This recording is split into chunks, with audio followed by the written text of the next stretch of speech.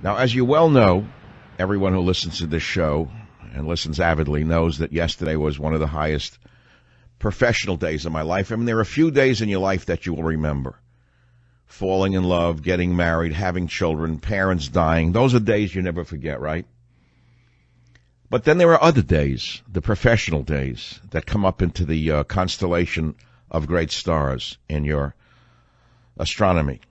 And yesterday was one of the great stars in the astronomy of Michael Savage's memory.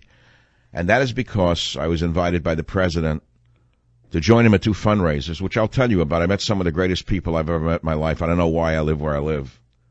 I live in hell. I live in a beautiful hell where there are so few realists and conservatives that you start to wonder what the world is all about. And then you go to one of these fundraisers, and you see people, ordinary people, great people, and you see the love for the president and the love for the Savage Nation that I never get every day. I sit alone in a room most of the time with a microphone and a dog who's 16 years old, who is blind and deaf, and he's gotten old listening to the show, as many of you have. And I met people who I never knew listened to the show, said things to me like, you once said blankety blank. And I remembered it was 15 years ago. Or I see a young man, 25 years old, who says to me, well, I grew up as a kid listening to you, and I'm now a this or I'm now a that. You don't know what this is like. The compression of time, the accordion of time, has been talked about by philosophers, not by a talk show host. But that was the kind of day it was. And I can only share some details with you, not all, as you can well understand. You know, I'm in the media, so you would think I in the media should know better. But let me tell you something. I'm also an American consumer of the news and of the media. We all know we've never seen such a perversion of the truth as we have around this president. I learned things about his accomplishments that I never knew. Let me tell you something. I'm going to give you one example if you think I'm speaking in too many generalities right now. Have any of you heard about the right to try bill? I didn't, and I'm in the media.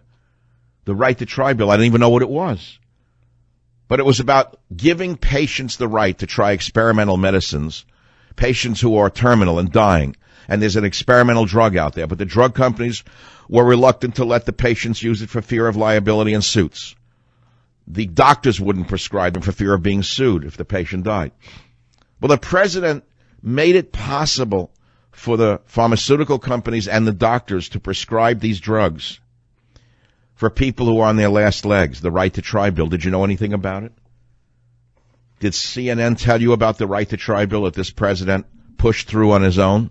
I'm giving you one example of something that I in the media didn't even know existed. I thought that I knew about the bias, certainly. I knew about the twisted psychotics in the media. I knew that. I didn't know the good stuff. And I thought I knew the good stuff. Something happened in New Mexico on the way to California that we heard about. He did a fundraiser, a rally really, in a stadium, an auditorium in New Mexico. They're in New Mexico. They do a fundraiser, a rally. 40% of the crowd was Hispanic. Did you know that? Robert, Jim, did you hear about that? 40% of the audience was Hispanic and 40% of the crowd were Democrats that came to see Donald Trump. I am telling you that there's a groundswell that's changed in this country, and I know why it's changed, because the other side has seen the psychosis of the Bernie Sanders wing of the Democrat Party. One has the teeth falling out. The other has the brain falling out. The other had the guts falling out. The other had I never saw anything like this. There is not a sane American amongst the Democrat candidates, not a single one. And so people who are rational, who are not zealots, maybe some Democrats have said, I've had enough with this party. Hispanics, whites, blacks, Asians, if you could hear about the people who were at these fundraisers, you'd say it's all lily white. Nothing wrong if it was, by the way. God bless white people. But it wasn't all white people. New Mexico. We got a caller from New Mexico, California. Linda in California. Go ahead. What were your observations, please? Is that me? I'm Linda. Yes, Linda, fire away. Yes. This is Linda from Martinez, California. My husband and I were there yesterday. It was the most phenomenal event. Like you said, Donald Trump was on fire. He looked wonderful. Everybody was fired up. He looked wonderful. Right. They didn't, not only did they not defeat him, but the pain they inflicted on him has come and gone. This man is stronger than ever. You know, there's a saying, that which does not kill you makes you stronger, correct? Yes. And what they did to him, or try to do to him and his sons in particular, is going to come back to haunt them for the rest of their life. By the way, take this away, if you will. The president looks stronger than ever. He looks better than he did when I first met him. They tried to destroy him and his family, and they failed.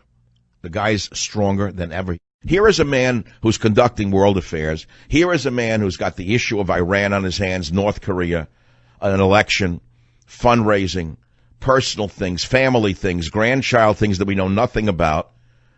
Okay? And he has the dignity and respect for this audience, because it's about the audience, it's not about me. And I would say that he extended his hand of friendship, and I will never bite the hand of friendship. I see a change going on here. After these two Democrat debates, I've seen the country change. I'm on the front lines. I'm telling you, people who were sitting on the sidelines and were only buying the garbage put out by the filth in the media, they woke up. They realized there's going to be no country left if any of these idiots get elected. Here is Bernie Sanders, who's a joke unto himself. And I got to tell you something. The president laughed to me a little bit about him, but he said to the audience, actually, he said, you know, I got to respect Bernie Sanders, waving his arms, screaming and yelling, sore throat. At least he's still fighting. I mean, the guy's a complete lunatic. Everyone knows that. Here is Bernie Sanders in clip 2, and now you will know why America is turning to Donald Trump. Listen to O2 and tell me if you disagree. I am, some of you know, supportive of a Medicare for all single-payer system. And that means that everybody in the country has health care, including the undocumented. And mark my words, you'll see Mexicans, 30-second ads. Everyone, non-citizens. And then you'll see another set of 30-second ads, because when I say I want to make public colleges and universities tuition-free, that also includes the undocumented. Now, what are you whispering? What are you whispering? As soon as possible, the undocumented will not be undocumented. All right, that's the goal. I can't stand this man. I come from New York. I know what loser communists look like, sound like, walk like, talk like. These are the men who never did anything in their lives. These are the losers of the world, the worst people on the planet, as exemplified by this old bum. A bum who never held a job in his life, a bum who never produced a product or a service that anybody ever needed. So he doesn't want any deportations. It gets worse, though, about the other side. If you could believe what I'm about to play would be heard in America. I don't know how you could believe it, but here's Ilhan Omar, the most ungrateful immigrant in the history of America, a woman with whom we made the greatest mistake by letting an enemy within into this country. And then by a fluke of the psycho-liberals in her district making her what she is, a congresswoman from Minnesota. Listen to what she says in clip 4. Make sure you're voting. Make sure you understand why you're voting. God expects us to do the righteous work. And so God does not expect you to vote for people who will ultimately hurt you and other humans around you. That's a sitting member of Congress. First of all, I don't believe she knows who God is. I don't think she worships God. I think she worships the devil, because I think she's the devil's spawn, personally. Anyone who could be led into a nation out of the kindness of the heart of the nation and be given a golden passport to everything and become a congresswoman, and who spits on the country, spits on the flag, spits on the president, spits on white people, anyone who is that does not talk to God as far as I am concerned. She talks to anti-God. And so, therefore, what I'm saying to you is the other side is so anti-American that those who were waiting it out until they saw these debates a few weeks ago, they made a decision. They're not going to sit this election out. They're going to vote for Donald Trump. That's what I think. Let me say this that I can say in generality to those of you who are hard men out there, the hard men listening to the show, whether you work for the government or the police or the military, you hard men, you the backbone of America. I met men who you cannot make smile. They don't smile very easily. They don't smile at all. No matter how good the joke is, no matter how congenial you think you are, these men don't smile. And I'm not used to it because I'm kind of an entertainer guy in a way. And I've been used to making people smile since I'm a little kid in the Bronx.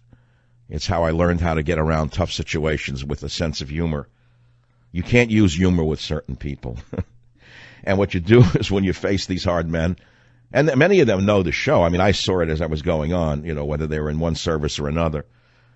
They just don't smile.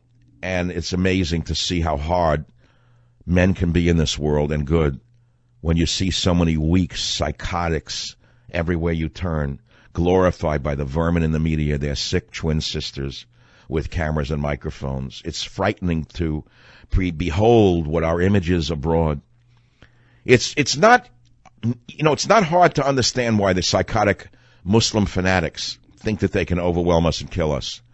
Because if you are one of the psychos in L.A., it's easy to think Americans and American men are nothing, wimps, transsexuals, 100 different genders, weak, psychotic, degenerate. It's very easy to come to that conclusion that no one would defend this great nation if you only consume what's produced by the vermin in the media, whether it be in the news or the entertainment business. But when you actually see the hard men who are the backbone of America, it's quite a different experience. But let me tell you, I have a unique perspective. I'm both inside and outside the media. And the fact of the matter is, when you're sitting in one of those cars going down the highways and on the local roads and you see people on the side of the road in L.A. and you think they're all going to be holding up evil, ugly signs, and they are not all holding up evil, ugly signs, when you see school children cheering the president's motorcade as it goes by, and you're not going to see that on the evening news or any of the cable channels, but I saw it.